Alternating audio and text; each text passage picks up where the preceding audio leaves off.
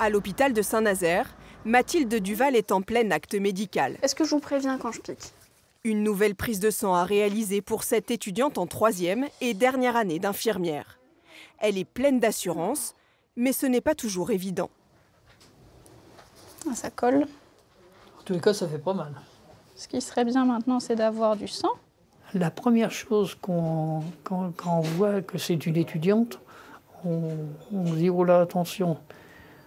Elle, avec la douceur qu'elle a eue dès le départ, je me suis senti tout à fait à l'aise.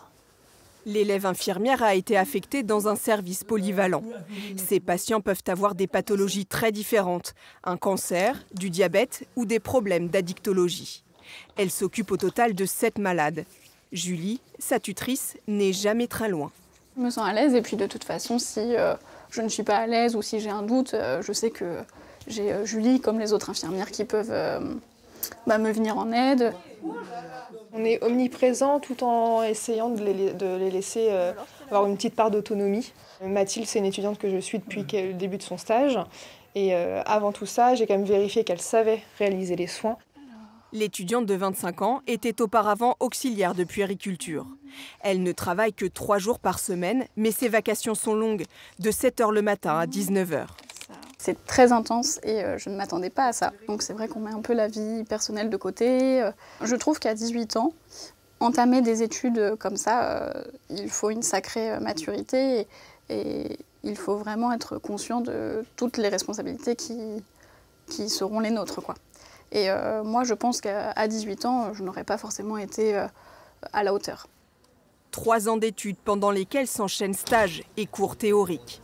À l'Institut de formation en soins infirmiers, au programme des premières années ce jour, un cas pratique à résoudre en groupe. Je vous ai mis, je crois, de faire un projet de soins.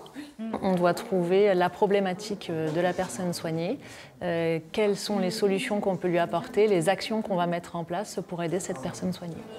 Cette promotion compte 98 étudiants. On a quand même aussi beaucoup de travail personnel à domicile, donc c'est une formation qui est intense en cours, à l'école et aussi bien à la maison. En première année, 10% des étudiants abandonnent, un taux alarmant qui a triplé ces 10 dernières années. Les étudiants, quand ils arrivent, ils ont souvent une représentation erronée de l'infirmière. Pour eux, l'infirmière, c'est quelqu'un qui fait des piqûres, c'est quelqu'un qui fait des pansements. Or, s'il y avait juste ça, 6 mois de formation suffirait. On demande du raisonnement en permanence. Une infirmière raisonne toute la journée. Et donc, du coup, oui, les exigences font que du coup, c'est pas toujours simple pour les étudiants. À l'Institut de Saint-Nazaire, depuis septembre, seuls 4 élèves ont renoncé en première année.